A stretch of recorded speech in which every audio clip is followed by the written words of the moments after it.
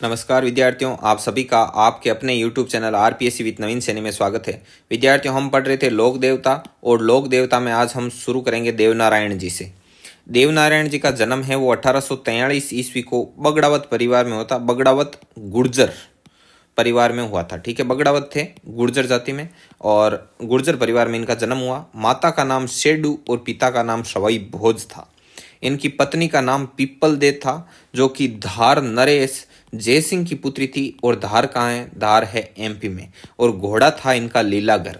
याद रखना, तेजा जी की घोड़ी का नाम था लीलण और देवनारायण जी के घोड़े का नाम था लीलागर। इसमें कंफ्यूज मत हो जाना।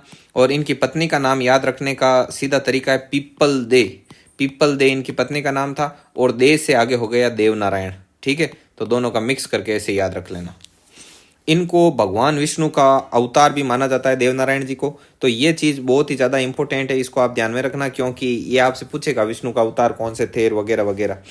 ठीक है, और बचपन का नाम इनका उदय सिंह था। देवनारायण जी के बचपन का नाम क्या था? उदय सिंह। ये चीज़ आपको ध्यान में रखनी है। देखिए, आप जब क्लास लेते हो तो पहले एक बार क्लास को ध्यान से सुना करो। अच्छे से आपको सिर्फ सुनना है, पहले क्लास को पूरी को श्रवण करना है अच्छे से। उसके बाद में स्पीड को आप 1.5 कर दो और वापस फिर से एक बार क्लास को देखो। और उसके बाद में आपको जो नोट्स बनाने हैं वो आप पीडीएफ से बनाओ। ठीक है, पीडीएफ लो और अच्छे से नोट्स बनाओ। पीडीएफ आपको टेलीग्राम पर मिलेगी और टेलीग्राम का जो लिंक है वो डिस्क्रिप्शन में दे रखा है। डिस्क्रिप्शन को खोलो, उसमें से टेलीग्राम लिंक को ज्वाइन करो। ठीक है विद्यार्थियों, आगे देखो।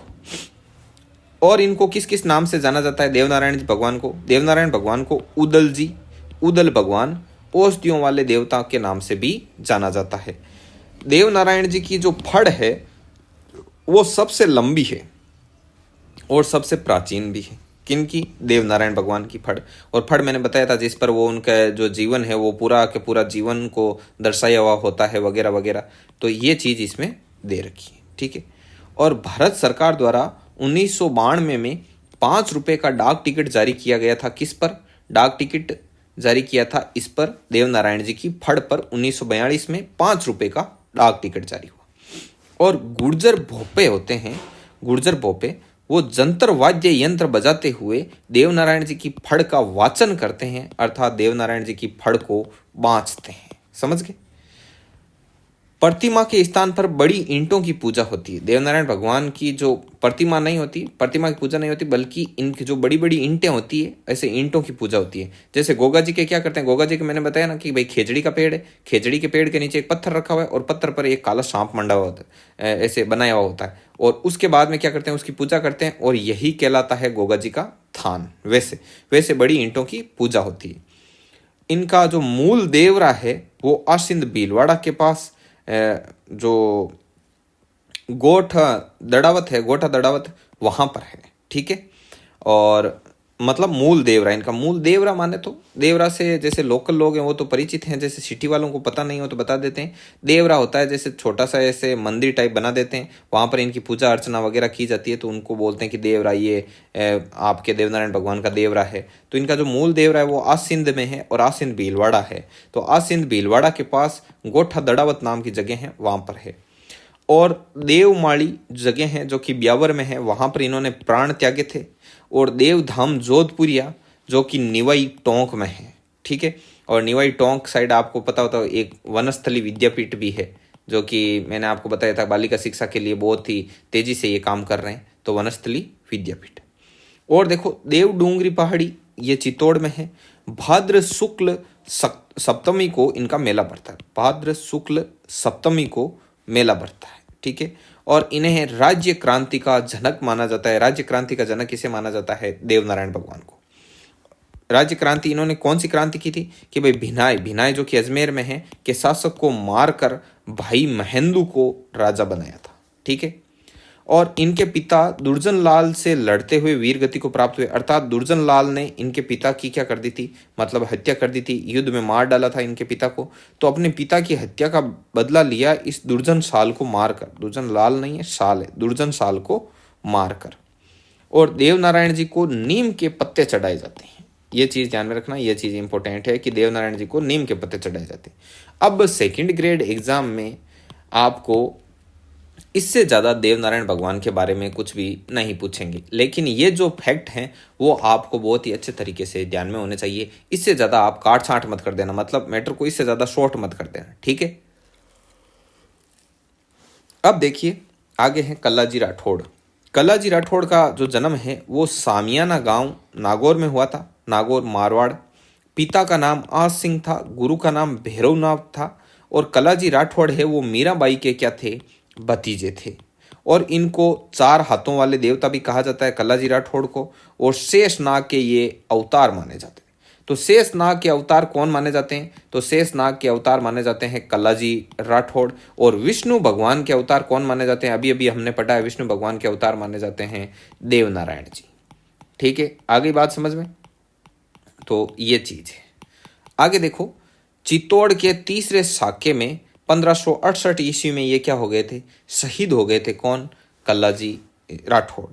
भैरव पोल पर इनकी छतरी बनी हुई है। अब भैरव पोल कौन सी है, मतलब चित्तौड़गढ़ जो दुर्ग है वहां पर ऐसे पोल बनी हुई है, तो एक भैरव पोल भी है, मतलब उस पोल का नाम है भैरव पोल। और इस भैरव पोल पर जो छतरी बनी हुई है किनकी, इन कल्लाजी राठौड़ की। और रनेला जो कि चित्तौड़ में है, यहाँ पर इनकी क्या है, मुख्य पीठ है। देखो, भूत पिशाच से ग्रसित लोग और कुत्ता, सांप, गोयरा, रोगी पशु से काटे हुए जो होते हैं लोग, उनका यहाँ पर इलाज किया जाता है। जैसे किसी को कुत्ते ने काट लिया, सांप ने काट लिया, गोयरा ने काट लिया, कोई रोगी पशु ने काट लिया। और भूत पिशाच से ग्रसित भी होते हैं, जैसे कि में होता है कि भाई इनके बुरी आत्माएं वगैरह साया है ये वो, तो उन सब का यहाँ पर क्या होता है, इलाज होता है। तो और बताते हैं कि जो कल्लाजी राठौड़ है वो औषधि विज्ञान, योग और अस्त्र शस्त्र में क्या थे, निपुण थे। इनके बाद है मल्लीनाथ जी। मल्लीनाथ जी का जन्म 1358 ईस्वी को हुआ था। पत्नी का नाम था रूपादे, गुरु का नाम था उगम सिंह भाटी, ठीक है। और पिता थे इनके राव शलखा, माता का नाम था जीणा दे। तिलवाड़ा बाड़मेर में इनका प्रसिद्ध मंदिर है। चैत्र कृष्ण एकादशी से लेकर 15 दिन तक इनका क्या बढ़ता है, पशु मेला बढ़ता है। और जो आपके मालानी क्षेत्र है बाड़मेर का, बाड़मेर का जो मालानी क्षेत्र है वो मल्लीनाथ जी के नाम पर ही है। उसका जो मालानी नाम है ना, वो मल्लीनाथ जी के नाम पर ही है। आगे देखिए, कूड़ा पंथ भी चलाया था इन्होंने एक पंथ चलाया। आपसे पूछ सकते हैं कि कूड़ा पंथ किन्होंने चलाया, तो मल्लीनाथ जी ने चलाया। मल्लीनाथ जी के द्वारा चलाया गया पंथ कौन सा था, कूड़ा पंथ। ये त्राता रक्षक के रूप में लोकप्रिय, मतलब त्राता अर्थात रक्षक, मतलब रक्षा करने वाले के रूप में ये लोकप्रिय हैं। और रूपादे का मंदिर तिलवाड़ा से कुछ दूर मालाजाल गांव में स्थित है। तो रूपादे कौन थी, तो रूपादे थी इनकी पत्नी। तो इन मल्लीनाथ जी की जो पत्नी का जो मंदिर है, मल्लीनाथ जी की पत्नी रूपादे का मंदिर, वो तिलवाड़ा से कुछ दूर मालाजाल गांव में स्थित है, ठीक है। इसके बाद में आते हैं तल्लीनाथ जी। अब ये तल्लीनाथ जी कौन थे, इनका वास्तविक नाम तो था गंगदेव राठौड़। गुरु का नाम था जालंधरनाथ, पिता का नाम था वीरमदेव, ठीक है, जो कि शेरगढ़ जोधपुर में है। शेरगढ़ ठिकाने के क्या थे, शासक थे। और जालोर के पांचोटा गांव के निकट पंचमुखी पहाड़ी के बीच घोड़े पर सवार बाबा तल्लीनाथ की क्या है, मूर्ति है। तो ये चीज़ आपको स्पेशली ध्यान में रखनी है, ठीक है। और जालोर के लोग ओरण के रूप में तल्लीनाथ जी की पूजा करते हैं। और तल्लीनाथ जी है वो बहुत ही प्रकृति प्रेमी व्यक्ति थे। अब ये ओरण क्या होता है, तो अब देखो, ओरण है कि जैसे कोई जंगल टाइप एक जगह है, मतलब जहाँ पर बहुत ज़्यादा झाड़ जंकाड़ और मतलब ऐसे पशु पक्षी वगैरह वहाँ पर बहुत ज़्यादा रहते हैं, बहुत ज़्यादा मात्रा में पेड़ हैं। और यहाँ पर चारा वगैरह भी खूब पाया जाता है, कोई पानी का एक कुंड है, ऐसी कोई एक जगह है।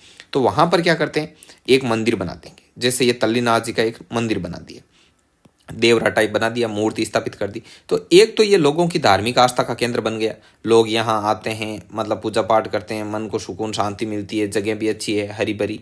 तो अब ये क्या होता था, जब अकाल वगैरह होता था तो मतलब पशुओं के लिए चारा वगैरह मिल जाता था, यहाँ पर जलाने के लिए लकड़ी मिल जाती थी। तो ऐसा करके इसको सुरक्षित रखा जाता था। कोई भी लोग यहाँ पर आकर ऐसे अतिक्रमण नहीं करते थे, मतलब और चारा वगैरह नहीं ले जाते थे बिना परमिशन के, लकड़ियाँ पेड़ों को काटते नहीं थे। और ये क्षेत्र इस मंदिर की वजह से क्या रह जाता था, सुरक्षित रह जाता था। और इसे कहा जाता था ओरण। और इन ओरण नामक ये जो जगह, इनकी पुराने समय में बहुत ही ज़्यादा वैल्यू थी। और ये अकाल के समय बहुत ही ज़्यादा क्या प्रदान करते थे, राहत प्रदान करते थे, ठीक है। आई बात समझ में। तो बहुत योगदान है इसका। तो ये तल्लीनाथ जी और तल्लीनाथ जी जालोर के लोग ओरण के रूप में तल्लीनाथ जी की पूजा करते हैं और तल्लीनाथ जी प्रकृति प्रेमी थे। इसके बाद में आता है देव बाबा। देव बाबा है, उनका जो मंदिर है वो नगला जहाज भरतपुर में इनका मंदिर है। 2 बार मेला बढ़ता है, एक तो भाद्र शुक्ल पंचमी को, एक चैत्र शुक्ल पंचमी को। पशु चिकित्सा का देव बाबा को बहुत ही अच्छा ज्ञान था और ग्वालों के लोक देवता माने जाते हैं ये। ग्वाले मतलब गायें चराने वाले। और इनकी बहन थी, उसका नाम था एलादी या एलारी। ठीक है, मतलब ये दो नाम लिखे हुए क्यों है? क्योंकि कई जगह आपको एलादी उल्लेख मिलेगा, कई जगह एलारी मिलेगा। और इनका वाहन था भैंसा। भैंसा इनका क्या था? वाहन था। अब देखो, देव बाबा के तो भैंसा है, वो देव बाबा का वाहन है। ठीक है, और जो मामा देव हैं, जिन्हें बरसात के देवता बोलते हैं, मामा देव के बलि चढ़ाई जाती है किसकी? भैंसे की। बलि किसकी चढ़ाते हैं? भैंसे की। समझ गए? तो अब आगे देखो, आगे आते हैं मामा देव। मामा देव है वो बरसात के लोक देवता है। भैंसे की यहाँ पर क्या दी जाती है? कुर्बानी दी जाती है। और मामा देव की कोई मूर्ति नहीं होती, बस एक काष्ठ का तोरण होता है। मतलब इनकी कोई मूर्ति नहीं है, बस क्या है? एक काष्ठ का तोरण है। काष्ठ माने लकड़ी। लकड़ी का एक तोरण लेते हैं और उसको रोप कर वहीं पर, और मान लेते हैं कि यही क्या है? मामा देव है। मामा देव की यहाँ पर ये स्थापना हो गई और फिर उनकी पूजा वगैरह शुरू कर दी जाती है। तो काष्ठ का तोरण होता है और इनका प्रमुख मंदिर है शालोदड़ा सीकर में। ठीक है विद्यार्थियों, तो बस आज की क्लास में इतना ही है। और ये जो PDF है वो आप टेलीग्राम से प्राप्त कर लेना और इसके अच्छे से नोट्स बना लेना। और ये लोक देवता का सेकंड लास्ट वीडियो है, समझ गए? सेकंड लास्ट वीडियो है ये लोक देवता पर। अब इसके बाद में सिर्फ और सिर्फ एक वीडियो और आएगा और उस एक वीडियो में सारा खेल खत्म है लोक देवताओं को लेकर। लास्ट वीडियो आएगा अब लोक देवताओं पर और उसके बाद में हम अपना जो कला संस्कृति का नेक्स्ट टॉपिक लेंगे। ठीक है विद्यार्थियों, तो ये मेन बात थी। आप चैनल को सब्सक्राइब जरूर से जरूर कर देना, लाइक कर देना, सब्सक्राइब कर देना, कमेंट कर देना। ठीक है विद्यार्थियों, मिलते हैं नेक्स्ट वीडियो में। तब तक के लिए जय हिंद, जय भारत।